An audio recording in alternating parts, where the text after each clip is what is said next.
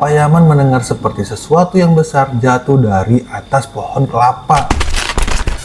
Belum sampai istrinya pegang handle pintunya, tiba-tiba ketukan pintu yang awalnya pelan menjadi kencang dan terdengar keras nih warga. Dot, dot, dot, dot, dot.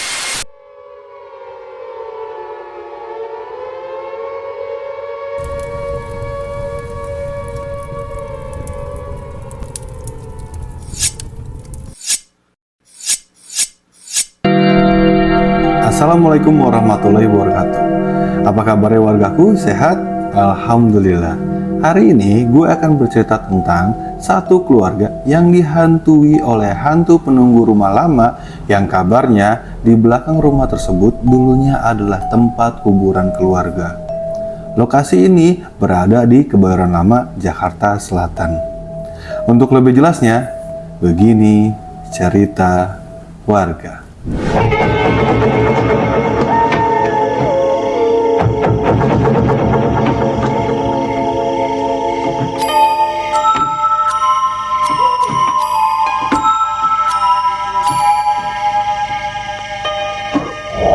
Kita sebut saja keluarga Payaman. Payaman dan Ibu Ija adalah sepasang suami istri yang sudah berkeluarga kurang lebih 35 tahun dan telah dikaruniai 4 orang anak. Anak pertama bernama Rere, anak kedua bernama Sam, anak ketiga bernama Bowo, dan anak keempat bernama Siti. Pada suatu hari, mereka sekeluarga hendak pindah rumah nih warga. Akan tetapi, rumah yang mereka tempati ini adalah rumah bekas pabrik pembuatan alat besi untuk dapur hotel. Karena sudah hampir 5 tahun tidak dihuni, kondisinya warga sudah seperti hutan dan banyak sekali sampah. Jadi ya warga, banyak rumput pepohonan yang rimbun dan banyak sampah akibat para warga sekitar yang membuang sampah sembarangan.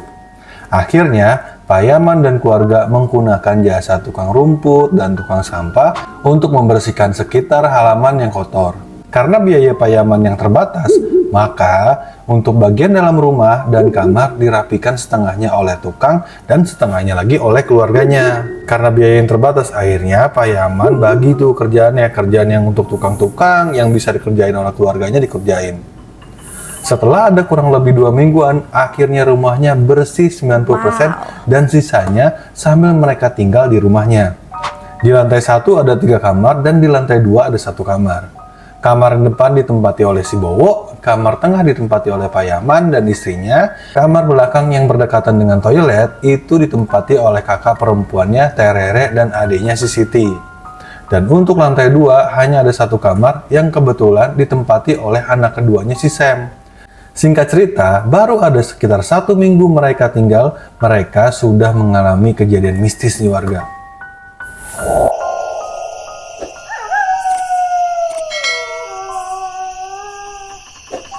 Pada suatu hari pada pukul 5 ke 6 sore, kakak pertamanya si Terere ini pulang nih dari kantor yang baru sampai ke rumahnya. Akhirnya Terere buka tuh gerbang rumahnya dan masuk. Pada saat masuk dan sedang berjalan menuju pintu rumah, Terere yang baru pulang datang dan bilang nih warga, sepi banget ini rumah ya, nggak ada orang apa ya, lampu luar juga belum dinyalain, pada kemana ya?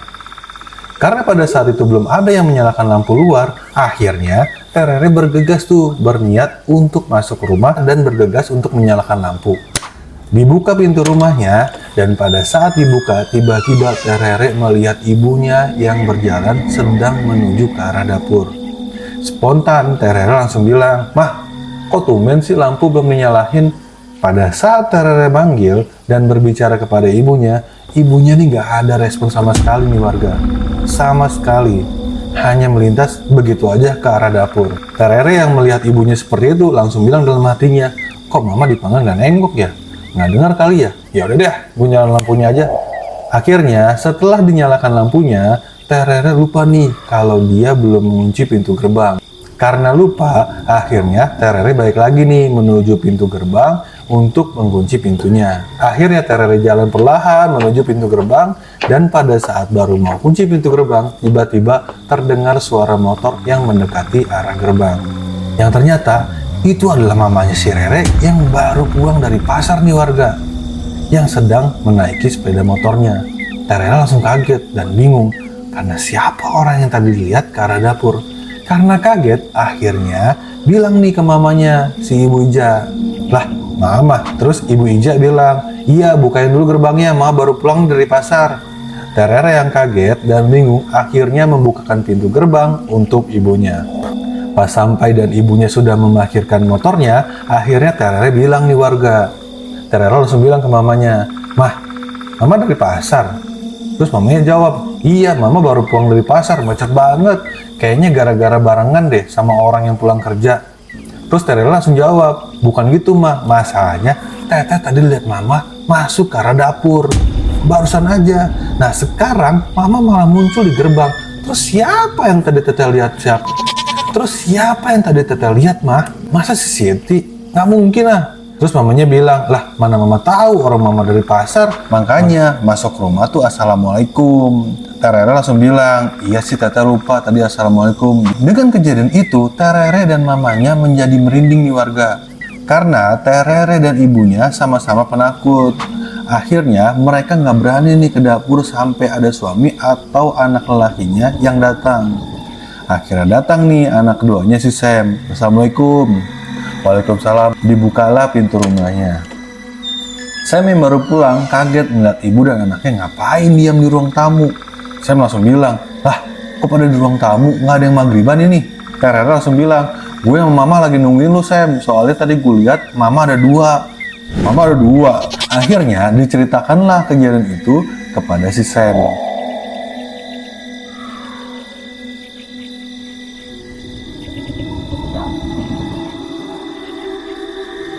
Akhirnya Sam bilang, udah makanya sholat biar nggak ngeliat yang aneh-aneh lagi. Si Terere bilang nih ke Sam, Sam coba liatin tuh ke dapur, ada orang nggak? Yalah, bentar gue liatin nih. Sam yang padahal penakut juga akhirnya jalan nih ke arah dapur untuk ngecek. Daripada dibilang penakut sama kakaknya, akhirnya dicek, siapa tahu maling. Sudah dicari di kolong meja, di sudut-sudut di dapurnya, tapi Sam tidak menemukan apa-apa. Karena nggak menemukan apa-apa, akhirnya mereka sudah berani ke dapur dan juga ke kamar mandi untuk mengambil air wudhu dan melakukan sholat maghrib.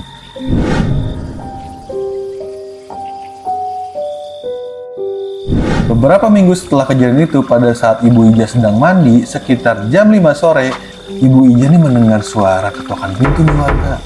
Akhirnya, dimatikan airnya supaya lebih jelas terdengar apakah benar itu suara ketokan pintu. Ketika keran airnya dimatiin, malah nggak ada tuh suaranya warga. Ah, mungkin perasaan gue aja nih, kata Bu Ija. Akhirnya, dilanjutkan mandi dan tiba-tiba suara ketokan itu terdengar kembali. Ibu Ija yang mendengar suara ketokan kedua ini akhirnya menyelesaikan mandinya dengan cepat untuk mengecek pintu rumahnya. Akhirnya diselesaikan mandinya dan perlahan menuju ke pintu rumahnya. Akhirnya jalan, dibukalah pintu rumahnya, akan tetapi tidak melihat siapapun di luar rumahnya. Ibu Ija bilang, siapa sih yang ngetok pintu? Kok nggak ada orangnya? Akhirnya karena nggak ada orang, ditutup kembali dan dikuncilah dengan Bu Ija. Akhirnya karena nggak ada orang, ditutup dan dikunci kembali nih warga pintunya dan perlahan berjalan untuk kembali ke kamarnya. Baru beberapa langkah saja tiba-tiba ketokan itu mulai terdengar lagi nih warga. Tok tok tok. Nah disinilah Ibu Ija mulai merinding hebat. Dengan rasa takut dan penasaran akhirnya dibuka pintu rumahnya perlahan dan tetap tidak ada satupun orang yang terlihat di depan rumahnya. Karena makin takut, akhirnya ditutup dan dikunci kembali.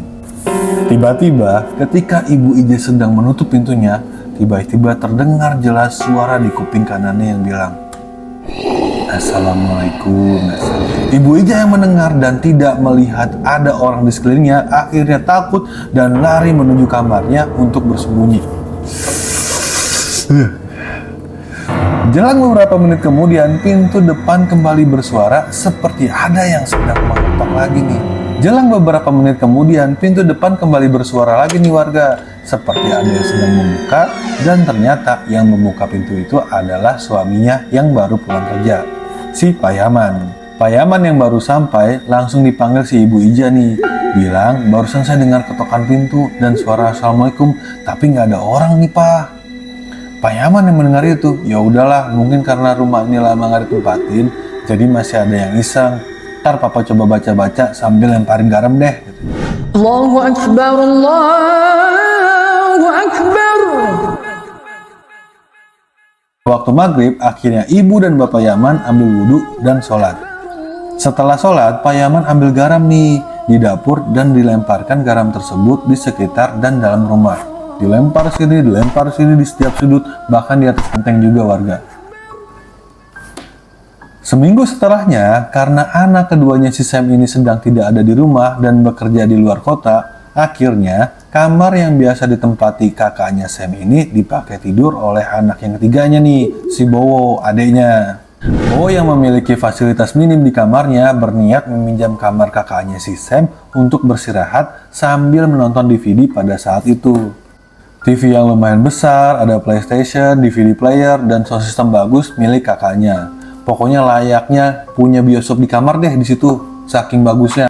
Singkat cerita, pada pukul sekitar jam 2 malam, pada saat orang tuanya sudah tertidur pulas, atau orang-orang di rumahnya sudah tertidur pulas dan beristirahat, Bowo yang masih sekolah itu masih asik nih main game di kamar kakaknya. Pada saat asik main game, tiba-tiba terdengar seperti ada orang yang menaiki tangga ke arah kamar kakaknya. Karena lantai kamar kakaknya itu terbuat dari kayu, jadi ketika ada orang melintas, pasti terdengar banget nih warga. Bowo yang mendengar langsung bilang, siapa ya yang naik ke tangga? Kok naik nggak selesai-selesai buat masuk ke kamar? Karena penasaran dengan suara langkah kaki di tangga, akhirnya Bowo mengecilkan suara TV-nya nih warga. Akhirnya dicek nih sama Bowo, dan pada saat dicek tidak terlihat siapapun di sana. Karena tidak ada orang, maka Bowo menutup pintu dan melanjutkan permainan gamenya. Karena penasaran dengan suara langkah kaki di tangga, akhirnya Bowo juga mengecilkan suara nih di TV-nya supaya terdengar jika ada yang naik di tangga. Pada saat Bowo mau ambil remote-nya, yang kebetulan tuh posisinya di depan lemarinya kakaknya. Tiba-tiba Bowo melihat pintu lemarinya kebuka sendiri nih warga. Bowo yang melihat kaget, langsung takut dan merinding sangat nih warga. Pas lihat pintu itu kebuka sendiri. Akhirnya, tanpa menunggu waktu lama, dicabutlah stop kontak dari listrik yang berhubungan dengan TV, game, DVD, sound system, dan lainnya. Dan lari turun dengan tergesa-gesa untuk kembali ke kamarnya. Bowo yang takut akhirnya pergi ke kamar sambil menutupi dirinya dengan selimut tidurnya. Karena sudah mengantuk, akhirnya Bowo tertidur sambil menghilang rasa takutnya. Besoknya, Bowo langsung cerita nih ke mamanya. Dan mamanya bilang, makanya jam 2 itu tidur, jangan main game mulu.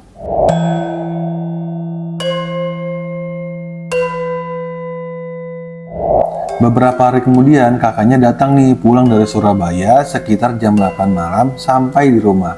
Karena posisi hari itu hari Minggu, semua keluarga lagi berkumpul nih. Sambil memberikan oleh-oleh, sambil mereka berkumpul untuk tukar pembicaraan sambil menonton TV. Nah, di situ ibunya atau Ibu Ija cerita nih kepada si Sam. Sam, kemarin si Bowo tidur tuh di kamar lu. Terus tiba-tiba lemarinya kebuka sendiri. Ibunya menceritakan itu sambil ngeledek si Bowo. Sekeluarga tertawa dan tiba-tiba Sam bilang, emang kayaknya ada sosok nih mah di atas.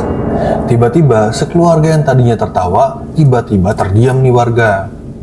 Terus si mamanya langsung nanya, maksudnya Sam?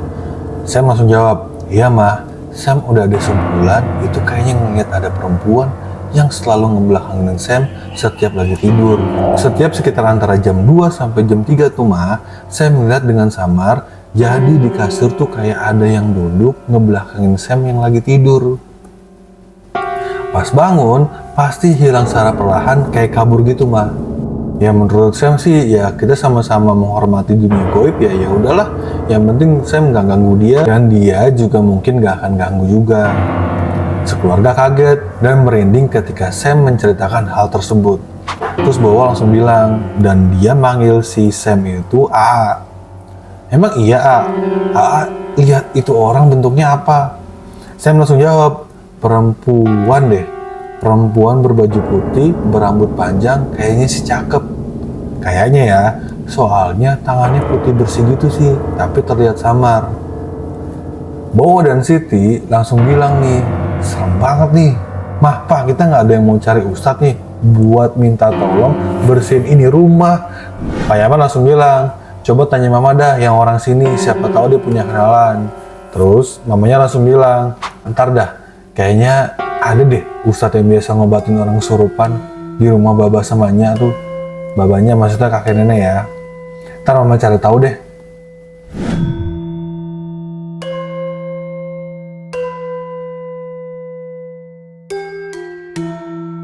Besoknya, setelah mereka kumpul keluarga, tepat pada pukul sekitar jam 3 subuh, Sam terbangun ingin buang air kecil. Akhirnya turun dari tangganya dan perlahan menuju ke arah kamar mandi. Pada saat Sam sedang perlahan menuju ke arah kamar mandi, terlihat adiknya Siti sedang berjalan menuju ke kamar mandi nih warga. Karena adiknya sedang di kamar mandi, akhirnya Sam menunggu nih warga. Pada saat menunggu, si Sam bilang, "Lama banget di kamar mandi ya, udah hampir 10 menit tapi nggak keluar-keluar juga. Pasti cek, kok pintunya nggak dikunci ya? Ini anak gimana sih nih masuk kamar mandi nggak kunci pintu?" Pada saat Sam melihat pintu kamar mandi tidak dalam keadaan terkunci, akhirnya Sam bilang tuh sebelum membuka pintunya. Karena sudah terlalu lama menunggu, akhirnya diteriakinlah si Siti oleh si Sam. Siti, buruan deh, gua kebelet nih." Pada saat Sam berteriak, muncul Siti dari pintu kamarnya nih warga dan bilang ke abangnya. Siti buka pintu kamarnya dan bilang, "Kenapa sih ada apa sih manggil-manggil?" Sam yang kaget langsung bilang, "Lah, bukannya lu di kamar mandi? Terus yang tadi di kamar mandi gue liat tuh siapa Siti?" Siti yang kaget mendengar ucapan abangnya akhirnya bilang nih, "Apaan sih ya, orang Siti lagi tidur di kamar?" Sam yang kaget akhirnya bingung dan penasaran nih warga. Siapa yang tadi masuk kamar mandi ya? Kalau bukan Siti, terus siapa? Dibukalah kamar mandi dan tidak terlihat satu orang pun di dalam kamar mandi. Akhirnya, Sam mempercepat buang airnya dan kembali tidur ke kamarnya karena merasa merinding nih warga.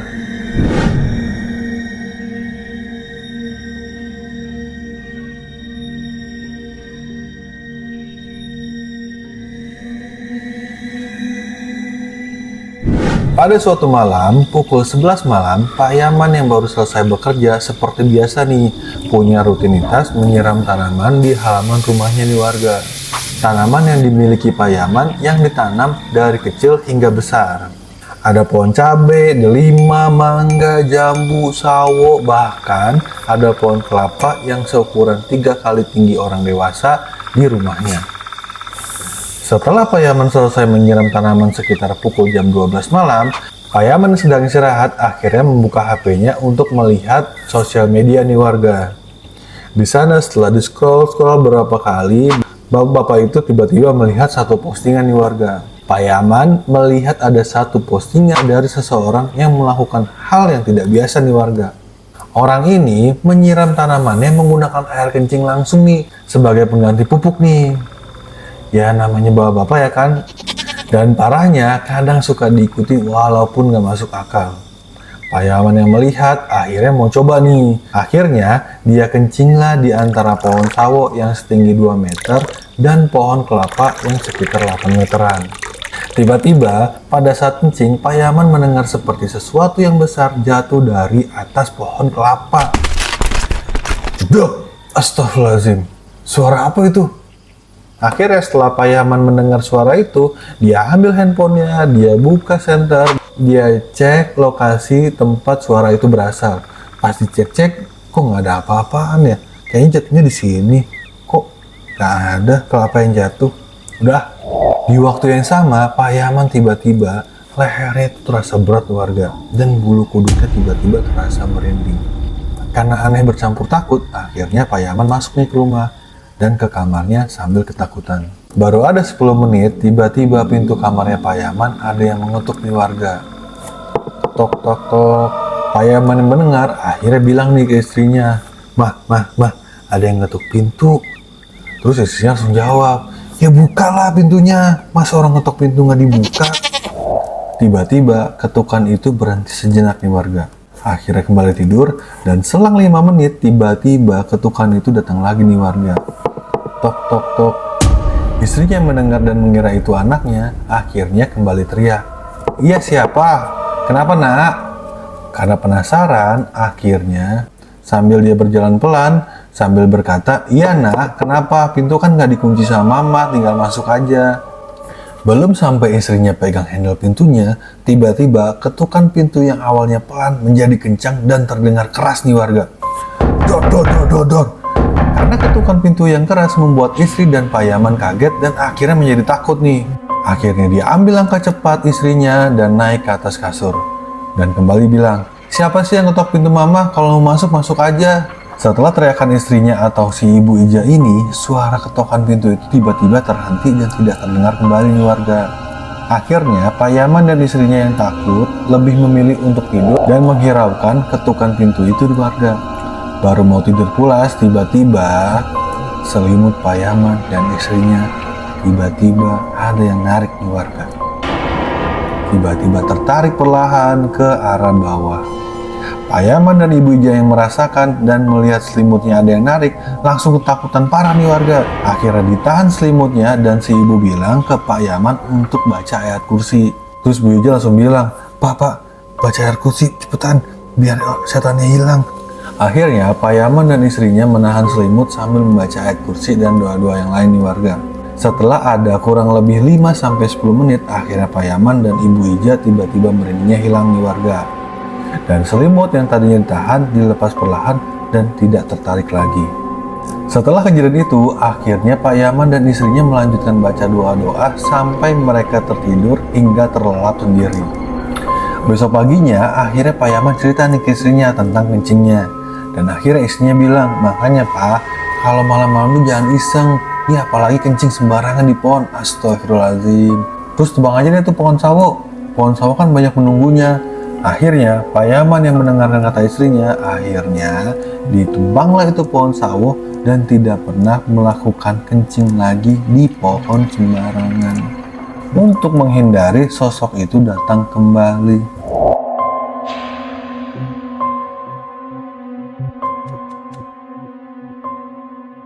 Pada suatu hari ketika Sam sedang berkumpul dengan saudaranya, Sam dan saudaranya yang hendak ingin membuat acara kumpul untuk membakar ayam bersama nih warga. Tepat pada pukul 6 sore di waktu maghrib, akhirnya Sam dan ketiga saudara laki-lakinya hendak sholat berjamaah nih warga di depan rumahnya. Akhirnya dikelar tuh karpet biar mereka ambil wudhu dan sholat berjamaah. Kebetulan Sam yang menjadi imam di sholat berjamaah itu. Baru pada rakaat pertama, tiba-tiba Sam lupa untuk membaca Al-Fatihah nih. Akhirnya diulang dan baru surat Al-Fatihah selesai dibaca, tiba-tiba ada suara tertawa perempuan yang cukup terdengar dari salah satu sudut rumah nih. Tanpa menghiraukan, akhirnya Sam dan para saudaranya tetap melanjutkan sholatnya hingga selesai. Setelah selesai, ada salah satu saudaranya yang nyeletuk nih dan bilang ke Sam, "Bang, tadi denger nggak ada suara perempuan ketawa?" Sam langsung jawab, "Iya gue denger, jelas banget. Udahlah, mungkin dia lagi lewat iseng karena gue lupa baca Al-Fatihah." Akhirnya, Sam yang tidak terlalu memperhatikan akhirnya menghiraukan tertawa perempuan itu. Akhirnya mereka lanjut membakar ayam sampai selesai pada pukul jam 12 malam. Dan alhamdulillah tidak ada masalah dan akhirnya pulang ke rumah masing-masing.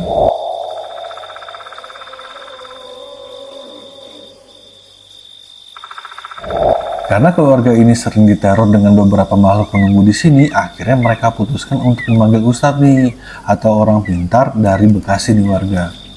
Dipanggillah dan akhirnya mereka datang sekitar sore menjelang malam. Setelah datang, mereka izin warga untuk sholat di masjid di sekitar rumah. Dan akhirnya disambut oleh semua keluarga Pak Yaman. Kita sebut saja 3 orang pintar tersebut dengan nama Pak Ari, Pak Bimo, dan Pak Caca.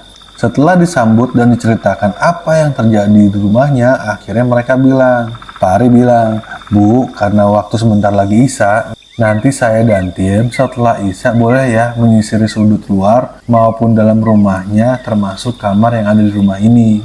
Setelah mereka izinkan dan sholat Isya, mereka kembali bilang kepada Pak Yaman dan keluarga. Pak Ari langsung bilang, "Pak, Bu, izin ya saya menyampaikan apa yang sudah saya lihat." Terus Pak Yaman bilang, "Silahkan Pak, dengan senang hati kita dengarkan." Pak Ari bilang, "Jadi begini Pak, ada beberapa makhluk penunggu dari rumah ini yang dalam keadaan kosong sebelumnya. Dan saya coba telusuri ternyata rumah yang Bapak tempati ini belakangnya adalah bekas kuburan. Saya kurang jelas melihat ini kuburan pribadi atau bukan, karena jumlahnya yang lumayan banyak nih Pak. Terus Bu Ija langsung jawab, oh iya Pak, kuburan. Soalnya saya pernah ke belakang dengan suami, itu adalah tempat bekas konveksi Pak. Karena sudah nggak ada atau konveksinya tutup, akhirnya gelap banget dan kayak hutan di sana. Rumputnya tinggi-tinggi banget. Pak Ari langsung jawab, iya Bu, mungkin sebelum dibangun tempat konveksi itu kuburan dulunya Bu.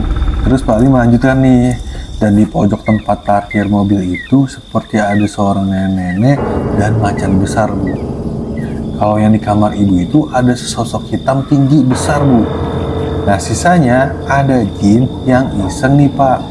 Atau ibu yang suka iseng menampilkan sosok yang mirip dengan sosok manusia.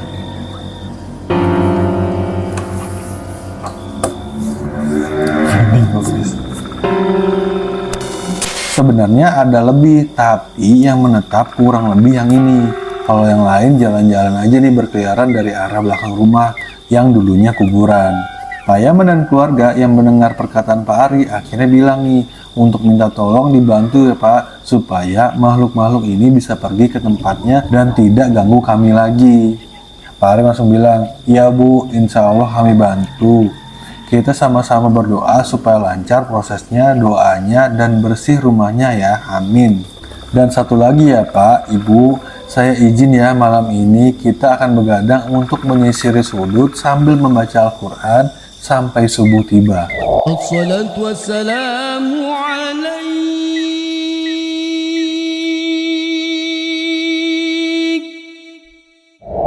Singkat cerita, setelah azan subuh akhirnya ketiga orang itu menunaikan sholat subuhnya dan akhirnya selesai. Setelah selesai, akhirnya Pak Yaman dan Ibu Ija datang menghampiri ketiga orang itu. Diberitahukanlah, alhamdulillah, proses dan pembacaan ayat suci Al-Quran telah selesai. Insya Allah, rumah aman tentunya juga dengan dukungan atau bantuan dari keluarga yang tinggal di rumah ya, Pak Yaman dan Ibu Ija. Untuk ibadah sholat, doa, dan zikirnya dilakoni ya Pak, saling menghormati sama makhluk yang diciptakan Allah dan percaya bahwa gaib itu ada. Setelah pembacaan doa dan pembersihan rumah telah dilakukan, akhirnya tiga orang tersebut diantarkan pulang kembali ke daerah Bekasi. Singkat cerita, alhamdulillah sejak saat itu sudah tidak ada makhluk yang mengganggu di rumahnya. Alhamdulillah. Selesai. Terima kasih untuk warga yang sudah menonton video ini sampai akhir. Saya doakan semoga warga selalu dalam keadaan sehat, panjang umur, dan lancar rezekinya. Amin.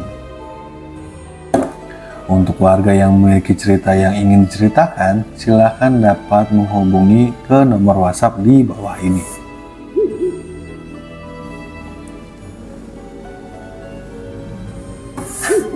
Terima kasih dan wassalamualaikum warahmatullahi wabarakatuh.